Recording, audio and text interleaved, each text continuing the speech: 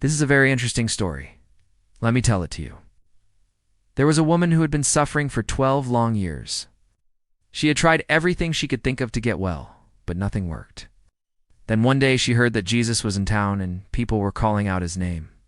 Now, this woman, when she got up, went right to Jesus. But all she could do was touch the fringe of his cloak, because there were a lot of people around. Him and she did, and want them to know what she was doing. And as soon as her hand touched his garment, the pain that she had felt for so long, for 12 years, left her instantly.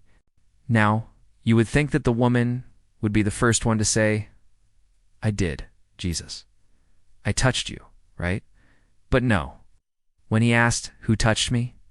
she was actually afraid. She was afraid because she knew that if she admitted that she had touched him, she would probably be put out of the group, out of the crowd. Look, there are so many people here. How do you know that you touched him? But Jesus kept insisting. He wanted to find the woman.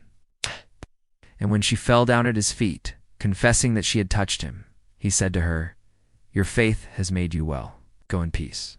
We don't think that we're worthy of God's love or his mercy or his forgiveness, and that was the case with this woman. She didn't think she was worthy to even admit that she had touched Jesus. But you know what? Jesus found her. Your faith has made you well. You know how many times we read in the Bible that Jesus went out of his way to seek someone who was lost or to find someone who was hurting? Well, this is another example of that.